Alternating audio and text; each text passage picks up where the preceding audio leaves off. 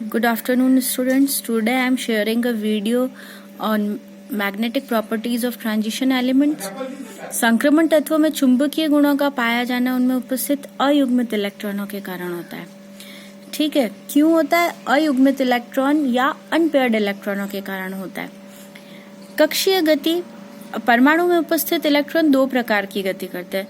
Electrons जो होते हैं वो दो प्रकार से मोशन कर सकते हैं. पहला तो जो होगा ऑर्बिटल मोशन या कक्षीय गति होता है.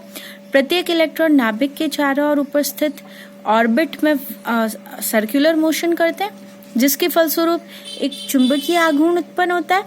इसे हम ऑर्बिटल मूवमेंट कहते हैं.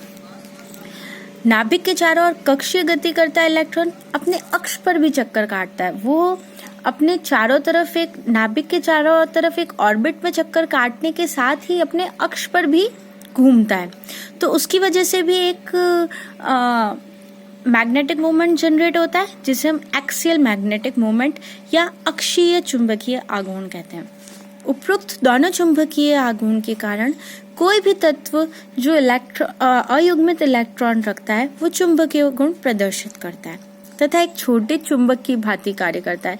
अगर हम ऐसा कोई सब्सटेंस ले जिसके पास बहुत सारे एटम्स हो, जिनके पास बहुत सारे अनपेयर्ड इलेक्ट्रॉन हो, तो अगर ऐसे किसी हम सब्सटेंस को अगर हम किसी एक्सटर्नल मैग्नेटिक फील्ड में रखते हैं, ठीक है, तो वह बाह्य चुंबकीय क्षेत्र के साथ तीन प्रकार से अंतरक्रिया या इंटरेक्शन कर सकता है. कौन कौन सी प्रकार से? एक तो अनुचुंबकीय, एक प्रतिचुंबकीय और एक लोह चुंबकीय. अनुचुंबकत्व या पैरामैग्नेटिज्म क्या होता है? वे संक्रमण तत्व जिनमें अयुग्मित इलेक्ट्रॉन उपस्थित होते हैं अनुचुंबकत्व का गुण दर्शाते हैं.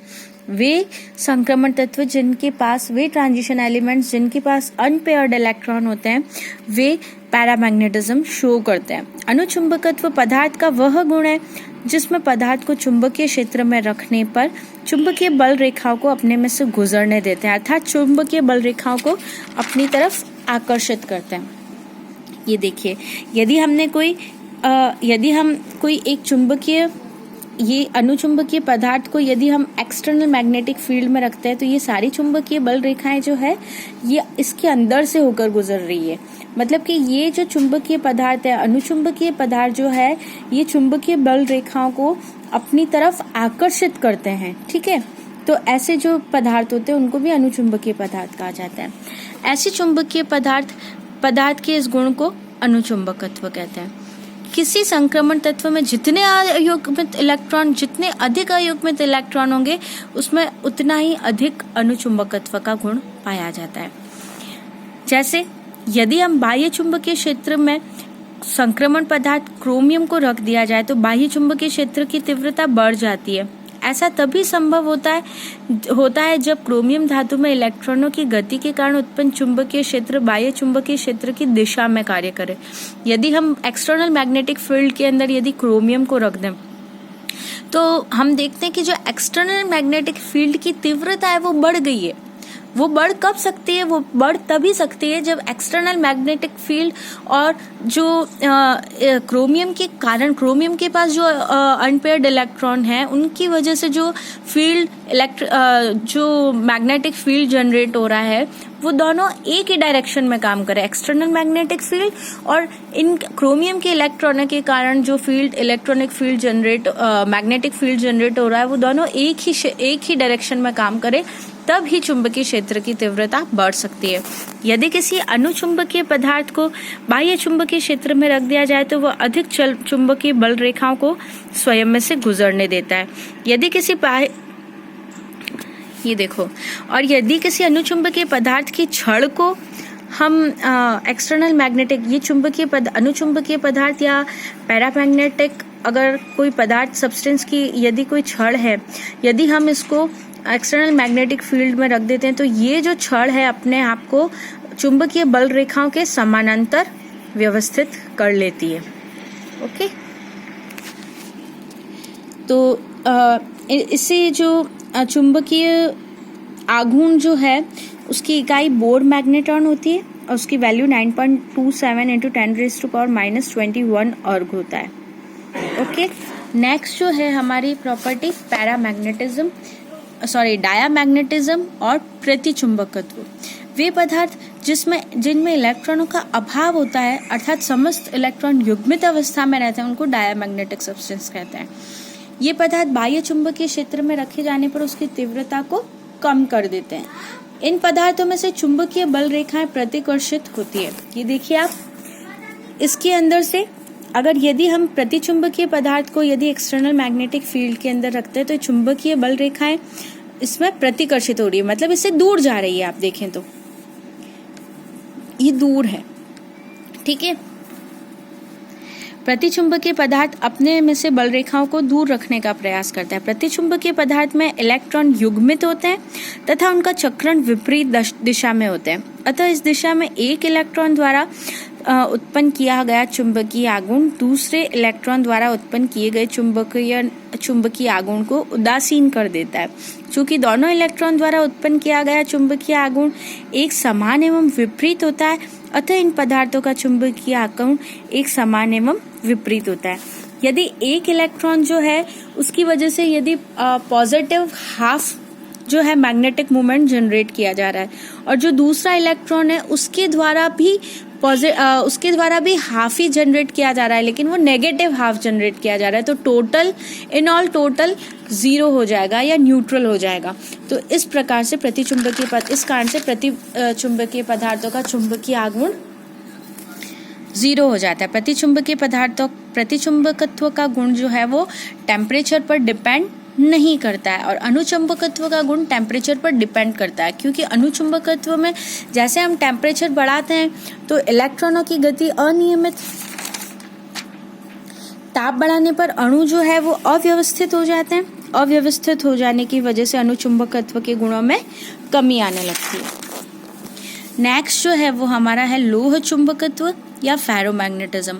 यदि किसी पदार्थ में अनुचुंबकत्व का गुण इतना अधिक हो कि बाह्य चुंबकीय क्षेत्र की अनुपस्थिति में भी वह पदार्थ चुंबक की भांति कार्य करे या चुंबक की भांति व्यवहार करे, तो पदार्थ का यह गुण लोह चुंबकत्व कहलाता है। अगर किसी पदार्थ के अंदर अनुचुंबकत्व का गुण या पैरामैग्नेटिक कैरेक्टर इतना ज़्यादा हो कि अगर हम कोई एक्सटर्नल फील्ड अगर नहीं भी लगाए तो भी वह पदार्थ जो है मैग्नेट के जैसा बिहेव करे, तो उसे इस प्रकार के सब्सटेंसेस को हम लोह चुंबकत्व कहते हैं। इस प्रकार के पदार्थ के गुण को लोह चुंबकत्व कहते हैं। लोह चुंबकत्व अनुचुंबकत्व का ही एक विस्तृत रूप है। स्थायी चुंबकत्व दर्शाने वाले ये पदार्थ जिनमें स्थायी रूप से यह गुण पाया जाता है उसको लोह चुंबकत्व फेरोमैग्नेटिक सब्सटेंसेस कहा जाता है। संक्रमण तत्व में लोहा ही संक्रमण तत्व के अंदर जो आयरन है उसमें ही लोह चुंबकत्व का गुण या फेरोमैग्नेटिक कैरेक्टर जो है वो सबसे ज्यादा पाया जाता है, इसलिए हम इसे लोह चुंबकत्व कहते हैं। संक्रमण तत्व में आयरन, कोबाल्ट और निकल में भी फेरोमैग्नेटिक कैरेक्टर्स शो करता है, पाए जाते हैं। अब अगर हम बात करें तो संक्रमण तत्व का चुंबकीय व्यवहार, magnetic behaviour of transition elements.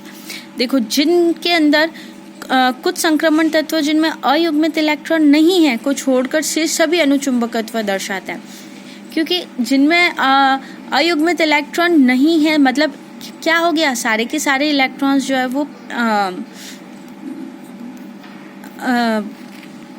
जिनके पास अयुग्मित इलेक्ट्रॉन है वो पैरामैग्नेटिक कैरेक्टर शो करेंगे और जिनके पास पेयर्ड इलेक्ट्रॉन है वो डायमैग्नेटिक कैरेक्टर शो करेंगे। कुछ संक्रमण तत्व जैसे कि आयरन, कोबाल्ट और निकल जो है वो फेरोमैग्नेटिक कैरेक्टर शो करते हैं। संक्रमण तत्व के अंदर अगर अपन इलेक्ट्रॉनों की अपन ने मोशन की बात करा था तो अपन ने कहा था कि जो ट्रांजिशन एलिमेंट्स में या कोई भी अपन अगर इन जनरल भी बात करें तो इलेक्ट्रॉन जो है वो अपने चारों ओर और न्यूक्लियस के चारों ओर और अपने ऑर्बिट में भी चक्कर लगाता है और उसके अलावा अपने एक्सिस पे भी स्पिन करता है, ठीक है। तो जो मैग्नेटिक मोमेंट जनरेट होता है वो इन दोनों की वजह से होता है, अक्षीय गति की वजह से भी होता है और चक्रण की वजह से भी होता है। लेकिन जब हम संक्रमण तत्वों का कोई यौगिक बनाते हैं, अगर किसी लिगेंड के साथ उसको कंबाइन करते हैं तो उसकी वजह से क्या होता है, संक्रमण तत्व की अब ये जो इलेक्ट्रॉन होते हैं वो चक्रण या अक्षीय गति ही कर पाते हैं, ठीक है। उनके अंदर कक्षीय गति रुक जाती है। यदि अगर अपन संक्रमण तत्व को लिगेंड के साथ कंबाइन कर देते हैं तो उनकी अक्षीय गति रुक जाती है। इसका मतलब वो सिर्फ अब अपने एक्सिस पर ही घूमेगा।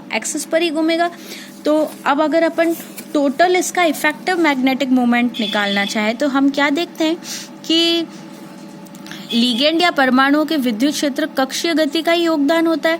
तो हम कहेंगे जो अक्षीय गति होती है उसकी वैल्यू, जो उसकी वजह से जो मैग्नेटिक मोमेंट होएगा वो जीरो हो जाएगा। तो अगर अपन के पास एक एक्सप्रेशन है म्यू टोटल के लिए, क्या होगा, म्यू एस प्लस एल, मतलब कि चक्रण की गति और अक्षीय गति दोनों की वजह से। लेकिन अब हमने कहा उसका फॉर्मूला क्या है, 4s into S plus 1 plus L plus 1। लेकिन अब जब हमने कहा कि सिर्फ और सिर्फ चक्रण ही होगा, अक्षीय गति जीरो हो जाएगी, तो एल प्लस 1 जो है वो जीरो हो जाएगा। तो क्या एक्सप्रेशन बच जाएगा अपने पास, 4s into S plus 1। Mu S जो है वो चुंबकीय आघूर्ण है, एस जो है वो चक्रण की संख्या है, इसकी वैल्यू n/2 हो जाएगी। n जो है यहाँ पे नंबर ऑफ अनपेयर्ड इलेक्ट्रॉन होता है, तो 4 इंटू n/2, s की जगह हम n/2 प्लस 1 रखेंगे। इस प्रकार से हमारा जो फाइनल एक्सप्रेशन है वो mu s is equals to n into n plus 2, या हम इसको म्यू इफेक्टिव भी कह सकते हैं, n इंटू n प्लस 2। इस प्रकार से हम इस फॉर्मूला से हम किसी भी ट्रांजिशन एलिमेंट का मैग्नेटिक मोमेंट कैलकुलेट कर सकते हैं। यदि n की वैल्यू 0 है, n is number of unpaired electron, n की वैल्यू अगर 0 है तो म्यू इफेक्टिव की वैल्यू भी 0 ही होगी। n की वैल्यू अगर 1 है तो म्यू इफेक्टिव की वैल्यू क्या होगी, n की जगह अपन 1 रख देंगे। 1 into 1 plus 2 is equals to under root of 3, 1.73 Bohr magneton. अगर हम बात करें, अगर n की वैल्यू 2 है तो 2.83 बोर मैग्नेट्रॉन जो है उसकी वैल्यू आ जाएगी। यहाँ हमने फॉर्मूला क्या लगाया, n mu effective is equals to n into n plus 2। Copper plus zinc plus 2, और इनके अंदर क्या है, 3D tan का कॉन्फ़िगरेशन है। जब 3D tan का कॉन्फ़िगरेशन है, इसका मतलब सारे इलेक्ट्रॉन्स जो है वो पेयर्ड फॉर्म के अंदर प्रेजेंट है। तो n की वैल्यू क्या हो जाएगी यहाँ पर 0, क्योंकि एक भी अनपेयर इलेक्ट्रॉन नहीं बचेगा। तो n इज इक्वल्स टू 0, तो mu effective is equals to भी 0। स्कैंडियम प्लस 3, टाइटेनियम प्लस 4, इनके अंदर क्या है, 3D 0 कॉन्फ़िगरेशन है, n की वैल्यू 0 हो जाएगी। कुछ कंपाउंड्स के अंदर एक्सपेरिमेंटल वैल्यू और प्रैक्टिकली एक्सपेरिमेंटली कैलकुलेटेड वैल्यू और प्रैक्टिकल जो अपन करके देखेंगे, ऑब्जर्व वैल्यू और एक्सपेरिमेंटल वैल्यू जो है वो अलग अलग आती है। तो उसके लिए हम ये कह सकते हैं कि उसके अंदर जो कक्षीय गति है वो पूरी तरह से शून्य नहीं हो पाती, तो उसका भी थोड़ा बहुत योगदान रहता है। उसकी वजह से एक्सपेरिमेंटल और कैलकुलेटेड वैल्यू में डिफरेंसेस आते हैं। Okay, thank you.